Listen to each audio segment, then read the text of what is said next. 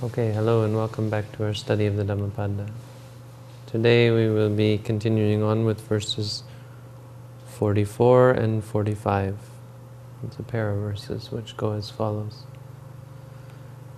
Ko imaṃ pathaviṃ vicessati, yamalokañca imaṃ sadevakaṃ.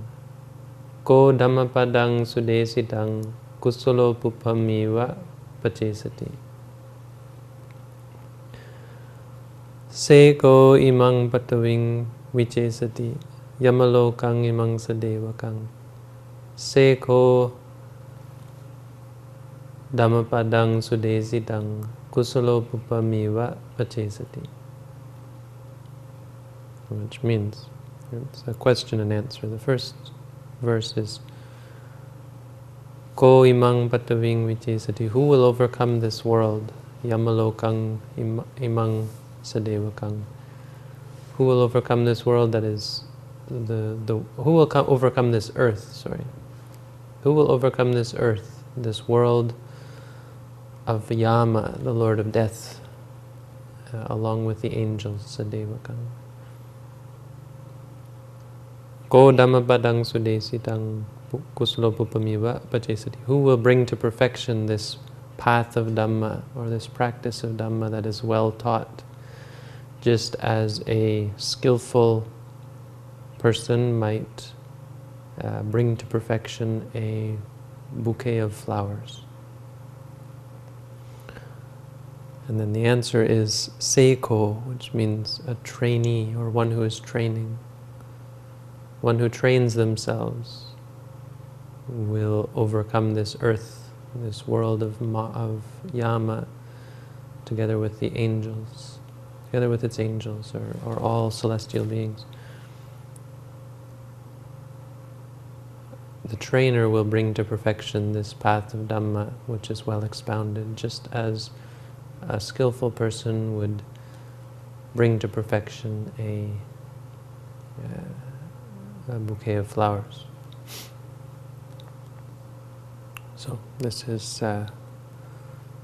actually something, it's quite a profound question and answer, something that we can use here to just to expound the Dhamma, or as a basis for teaching the Dhamma.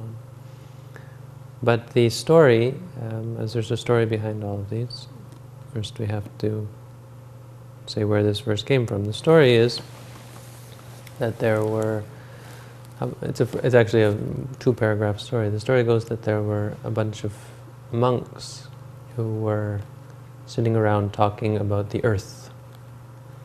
And as monks are people as well, their talk tends to wander if they're not careful. And so their talk had wandered into worldly subjects, where they began to talk about the earth. And so they were talking about how the earth in this district was black, and the earth in that district was brown, and how this district had very muddy earth, and this district had gravelly and sandy earth. And the Buddha came in and asked them what they were talking about, and they told him, and they said that, he used this verse as a reminder, as a means of instilling some sort of sense of urgency in them. He said, well, that's the external earth, but it really has no purpose for you to consider, or you to concern yourselves with, when compared to the inner earth, the earth that is inside of you. And he said the real earth is this world of death, the physical realm that is subject to change, and is aging and fading away, and will eventually, this body that will eventually go back to the earth. The death that is ahead of us, or this world which is encompassed from the world from the lower realms all the way up to the angel realms. So Yamaloka is considered to mean the lower realms of the hell realms, the animal realms, the ghost realms. The Devaloka, sadevakaṃ means the angel realms, means the human realms, the angels and the gods and so on. Or not and so on, but those three.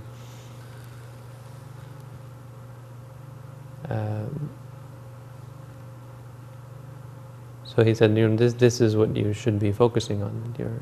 Here you have something that is much more important, and you should be concerning yourself with how to understand this earth. And so he gave this verse. He said, who can overcome this earth?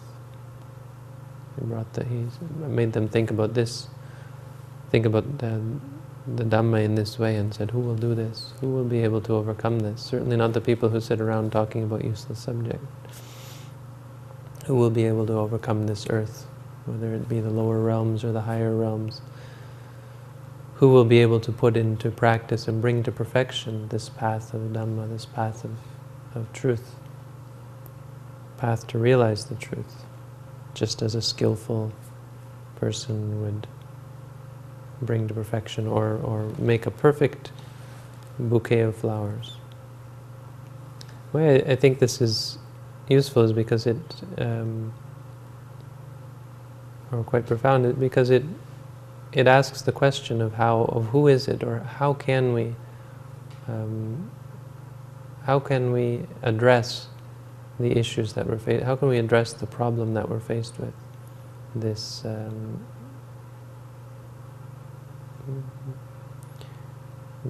suffering that we have ahead of us, the old age, sickness, and death. How do we address the issue of being mortal, or how do we address the issue of being subject to suffering?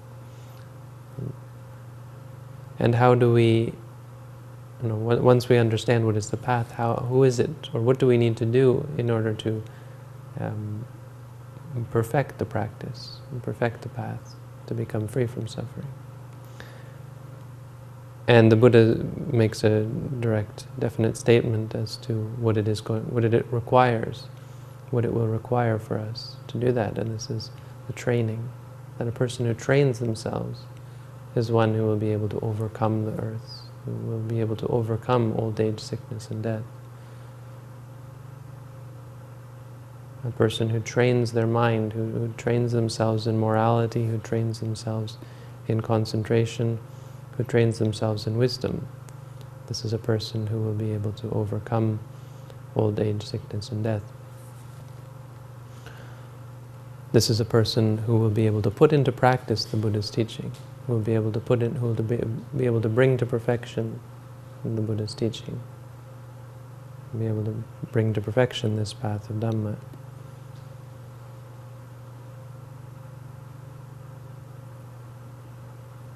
The distinction that we have to make is between the mundane world and the ultimate reality. Right? This is where the Buddha points them in the right direction.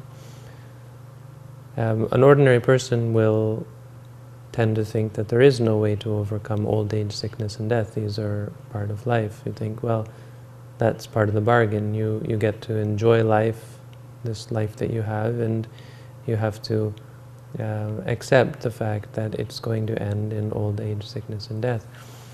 And so we think in conventional sense, just as these monks were thinking about the conventional earth. So it's actually quite an apt story, because there's a parallel in how we look at our lives as well. We look at life as being sort of a one-shot. Even people who claim to believe in the afterlife and so on will tend to focus all of their efforts, or most of their efforts, on finding pleasure and avoiding suffering in this life, trying their best to be free from sickness, trying their best to obtain sensual gratification in this life, without making any thought of the broader, the bigger picture, the ultimate reality, what's really going on and what's really happening. To realize that actually old age, sickness, and death is not just an inevitability of life, it's a constant reoccurrence, and it comes with a cause, or it comes because of a cause. The cause is birth. And that, no, it's not enough to put up with old age, sickness, and death, because that's like one wave crashing against the shore. If you're not able to overcome your the things that lead you to be born again, then you have to put up with this again and again and again. So putting up with it isn't enough, or accepting it isn't enough. We create the cause for it to occur again and again for eternity. With our addiction, with our attachment, with our concern for the mundane, with all of our attachments, all of our obsessions, all of our worries and our cares on a conventional level, we lose sight of the ultimate reality. We lose sight of what's really going on, or what we're really doing. We lose sight of the cycle, the bigger picture, that what we're creating here is actually a cycle. It's not a one-shot. It's not linear. It's not like birth goes to death in the line and then that's it. It's a cycle. So birth goes to death, which leads to birth again. Just like waves crashing against the shore, one after another forever. So the Buddha points out that something needs to change about the way we look at the world. We can't let ourselves follow after our habits and our, following our heart, for example. Something has to change about how we look at the world, how we look at our lives. This is what happens when someone comes to practice the Buddha's teaching. When we listen to the Dhamma, when we read the Buddha's teaching, we start to affect this change. We realize that there's much more going on than meets the eye. That the things that we cling to are not actually bringing us happiness. They're creating a habit of clinging. That the things that we bear with are not actually, it's not actually out of patience. It's actually with a lot of suffering, and cultivating an aversion towards things. When we escape from pain by taking medication or by avoiding it, we actually cultivate greater and greater aversion towards the pain.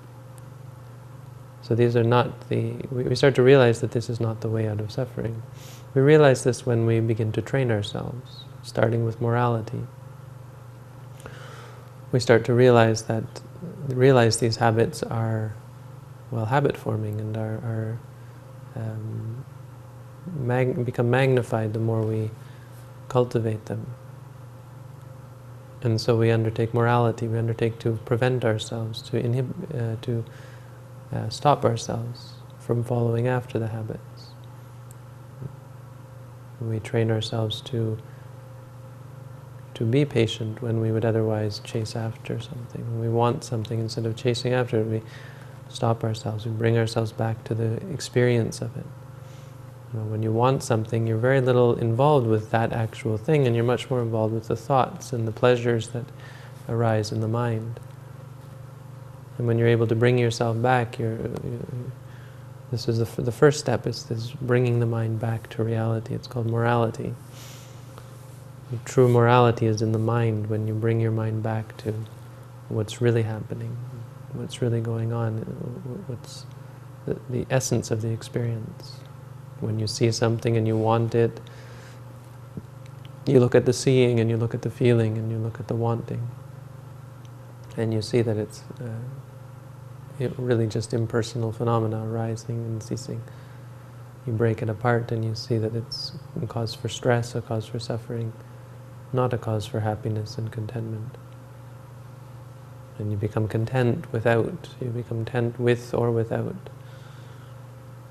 And you create, you create what we call morality. And as a result of the morality, you begin to develop concentration. So you train yourself further in, once you cultivate morality, you train yourself to keep the mind. Once you've brought the mind back to the present, you train yourself to keep the mind focused on the present. When you see something, you train yourself to focus on seeing. When you hear something, hearing. When you smell, smelling. You train yourself to focus on the body, on the feelings, on the thoughts, on the emotions and the senses.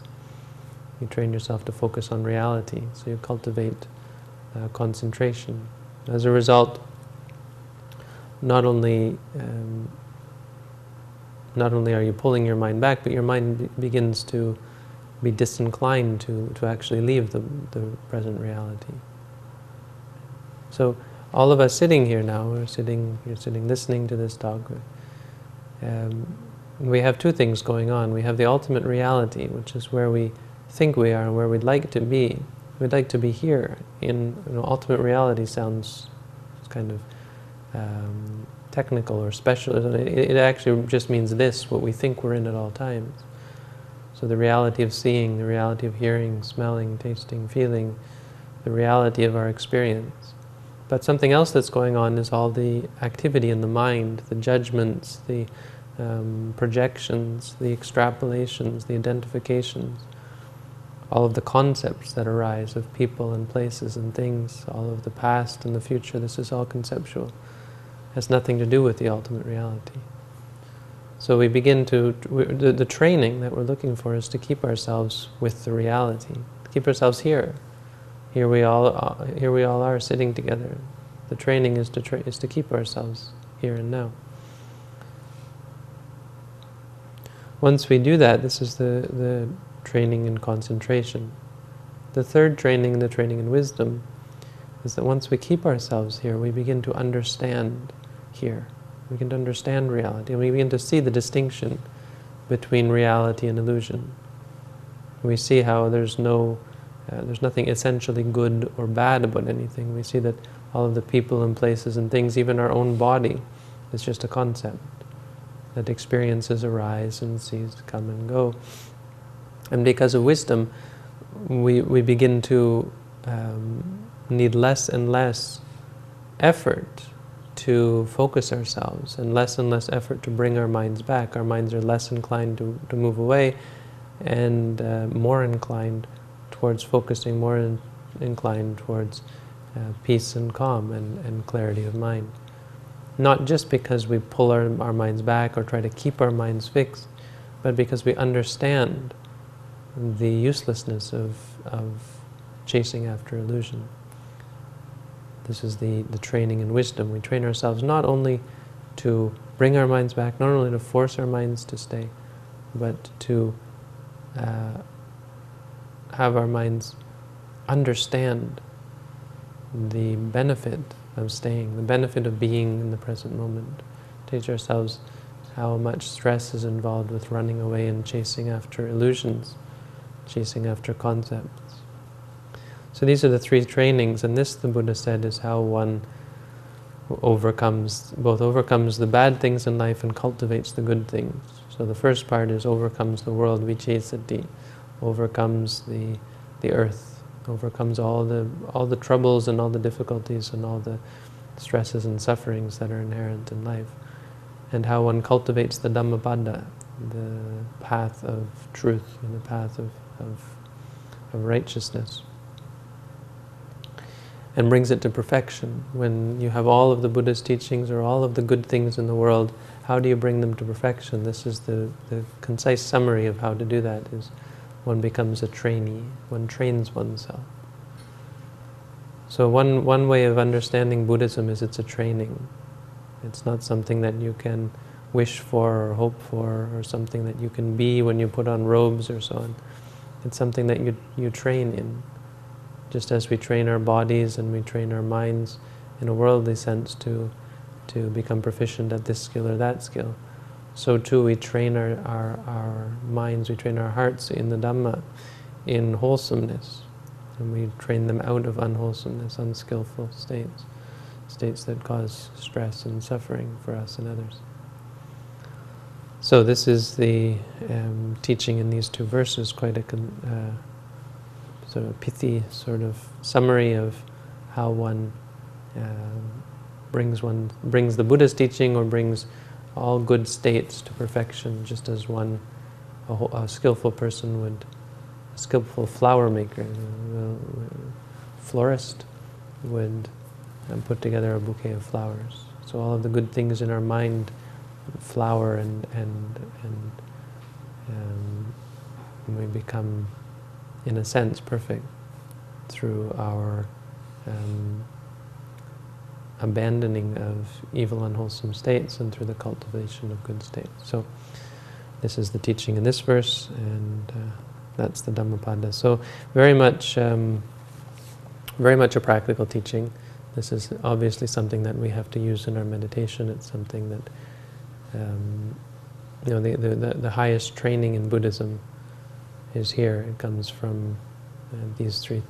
It comes from the meditative practice of morality, the meditative practice of concentration, keep bringing the mind back, keeping the mind there, and the meditative practice or training of wisdom, of understanding, the understanding that keeps you out of illusion and delusion, keeps the mind from wandering, keeps the mind in tune with reality. So that's the teaching for today on verses 44 and 45. Thank you for tuning in, and I hope you're able to put this into practice and follow the Dhammapada on your own.